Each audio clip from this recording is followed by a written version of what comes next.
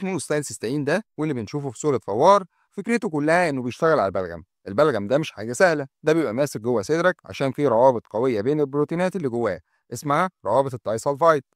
الروابط دي عاملة زي الكلبشات اللي مخليه تقيل ومش راضي يطلع.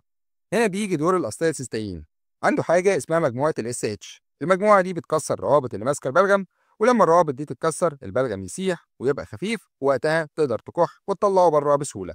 بس هو مش بيقف عند الحتة دي بس، الاستايلسيستين كمان بيزود مادة اسمها جلوتاثيون، وده مضاد أكسدة طبيعي في الجسم.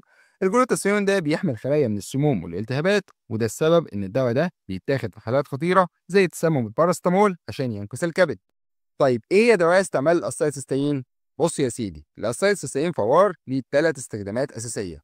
اول حاجه البلغم والتهابات الصدر، لو عندك كحه ببلغم تقيل او نفسك مكتوم بسبب الشعب الهوائيه اللي مليانه مخاط، هنا الدواء بيسيح البلغم ويخليه خفيف عشان تقدر تكحه وتطلعه. وده بيفيد في حالات زي التهاب الشعب الهوائيه، الانسداد الرئوي المزمن، الالتهاب الرئوي، وحتى التليف الكيسي. كمان انقاذ الكبد من التسمم، في حاله تسمم البارستامول اللي هو البنادول واشباهه، الاسيتيستين بيشتغل كخط دفاع اساسي، بيزود ماده اسمها جلوتاثيون، ودي بتشتغل زي الدرع اللي بيحمي الكبد من التدمير. كمان مضاد اكسده قوي، الدواء كمان ليه دور كمضاد للاكسده لانه بيحارب المواد الضاره اللي بتهاجم الخلايا، وبيقلل من الالتهابات والضرر اللي ممكن يحصل في انسجه الجسم. طيب يا دكتور، ايه هي الاثار الجانبيه للاسيتيستين او ايه هي اضراره؟ أول حاجة ممكن يسبب غثيان أو قيء، ممكن بعد ما تشرب الفوار تحس بمغص أو رغبة في الترجيع، ودي من أكتر العلامات اللي بتحصل. كمان ألم في البطن وإسهال بسيط. جهاز الهضم ممكن يتأثر شوية، تحس بوجع خفيف في بطنك أو تلاقي نفسك بتروح الحمام أكتر من العادي.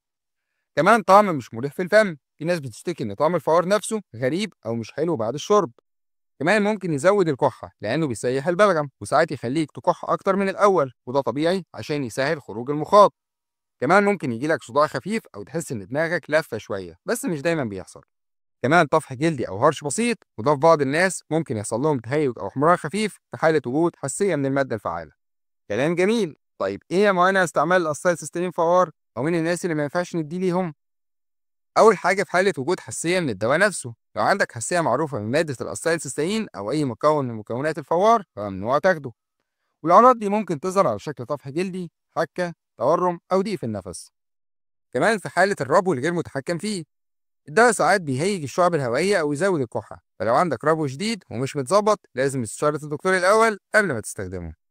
كمان قرحة المعدة أو مشاكل شديدة في الجهاز الهضمي، ده ممكن يزود الأعراض زي الحموضة أو يهيج المعدة، فلو عندك قرحة أو مشاكل هضم قوية اسأل الدكتور الأول قبل ما تستعمله. كمان الأطفال أقل من سنتين الاستخدام في السن ده مش آمن من غير متابعة طبية دقيقة لأن الدكتور هو اللي بيحدد. طيب خلينا بقى نعرف إيه هي الجرعة المعتادة لفوار الأستالسيستين.